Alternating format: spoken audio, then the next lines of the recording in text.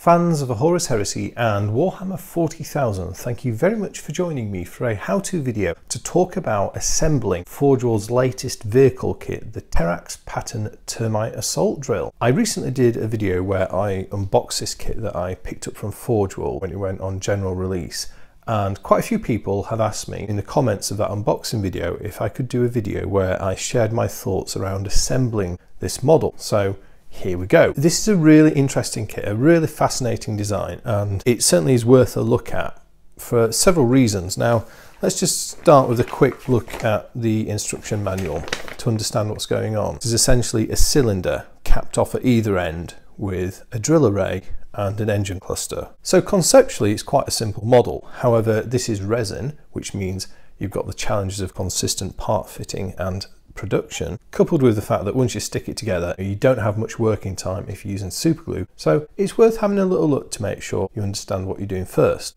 We actually get quite a good understanding of how to build it, and unlike a lot of Forge World instructions, I would actually say you're probably pretty okay following the sequence of build that's shown, with the exception of if you're going to actually paint the internal detail. If you're not bothered about painting the detail, build it according to these instructions, you will not go wrong. So basically what it asks us to do is assemble the four components that make up the hull, attach the driver's hatch, build the ring array that's going to make up the main drill assembly, do the inner drill, and then add Raiden or Yoshimitsu's hat, the drill tip, and then the front end is built. We then flip it round and do a similar thing on the rear end, and you've got an upper and a lower engine array, or engine frame it's called, here we go. We have the main bearing, which is in effect the rear hull plate, and then we have the engine cluster, or the burner nozzles, which is a two-part assembly. You put these together like so, and on it goes, and you're done. Then you've got a couple of doors to put on, and the weapon modules. So that's the premise of it. The instructions are one thing,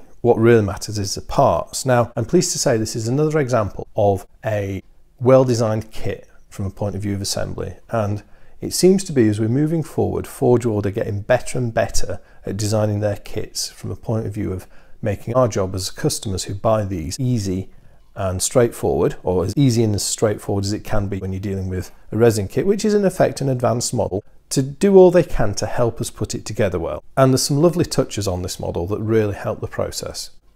In terms of the actual build, I've cleaned up all the components, removed all the gates, keys, done the filling I need to do. So that is all done now. That tends to be how I work. I tend to do that first as opposed to once it's assembled, each to their own. The first thing to do though is once you get to the point of ready to assemble is do some push fitting first. I say this about every Forge World kit I build and review and do videos on like this. Always push fit them first. Never go straight for the glue, because you need to understand if your fit's good. The first step in the build process is to understand the hull assembly. This is a slightly asymmetric design because of the fact you have these tracks running around, and there's 5 of them. If you do the maths, you can't have an even number everywhere. What the designer has done is put one on always on the left hand side of the track unit when it's facing forward. And to understand the orientation, because it doesn't exactly have much of a forward indication, but the way to orientate your model forward is a weapon bay, and they always point forward. The occupant hatch is slightly offset to the rear. This weapon bay is your indicator. The floor has this grille paneling on it, so it's nice and easy to figure that one out.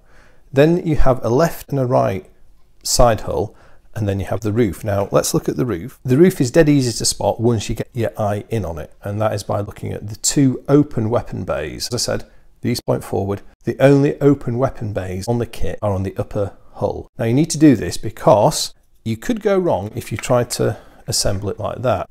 And you can see it almost fits, but if you do that, then it's out of sync by, well, whatever it is, 1/5 of a rotation of a circle. So what you have to do is you have to take the side panels, which have got the door aperture open on them, so they're easy to spot as well. Orientate the weapon bay forward,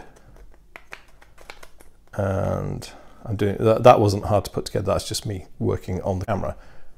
Put that there, and then you got the side hull. Then we rinse repeat with the other side. Again, our weapon bay is pointing forward, like that.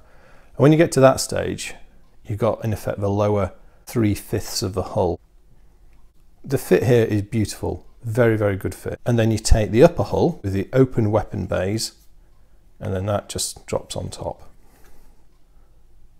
There you go. And then you've got the cylinder that makes up the Terrax. So sticking with push fitting, we don't need to glue anything yet. The first thing to do is make sure you've got a good fit here around all the edges and the back and front. Well, mine fit together like an absolute dream.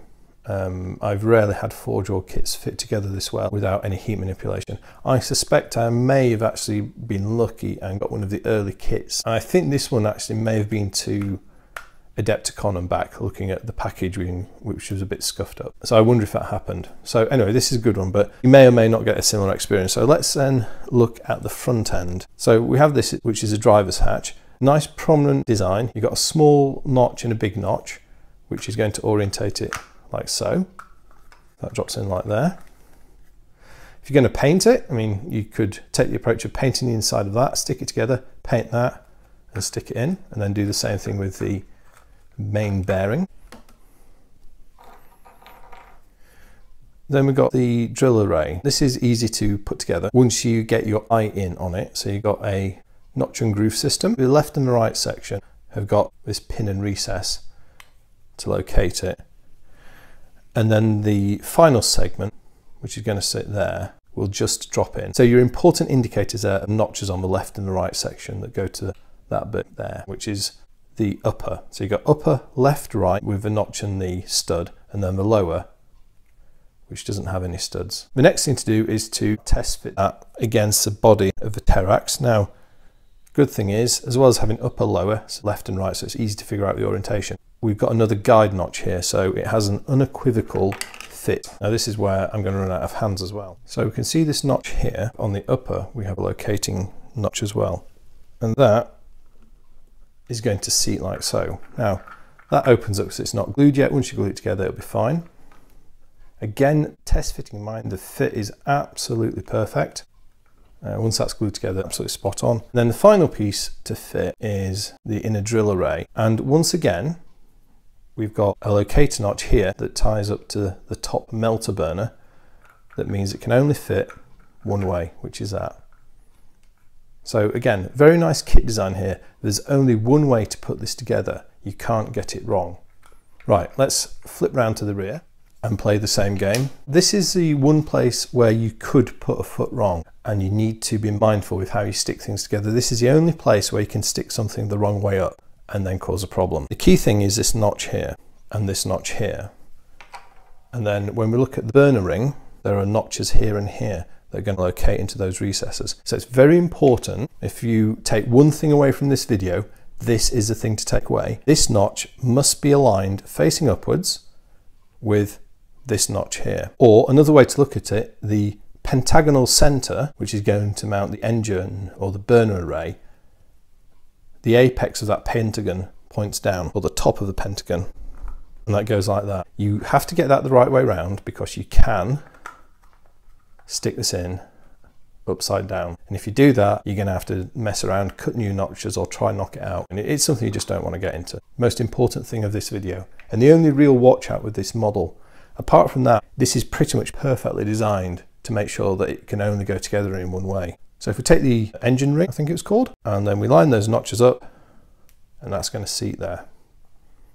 So yeah, and again, my example, perfect fit. On the inside there's a little bit of a gap, you can see, but when put on here, everything lines up really well. So I'm not going to do anything about that, so it's not visible.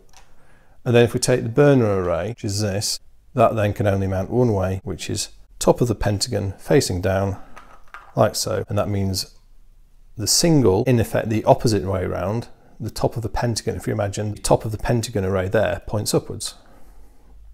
Like that. Very nice design, and in my example, an absolutely beautiful kit. Really well turned out, dead impressed. Final little thing, and this is just a little thing, we've got weapon options. And the way these weapons work is we have this mount that's going to go in the open weapon bay.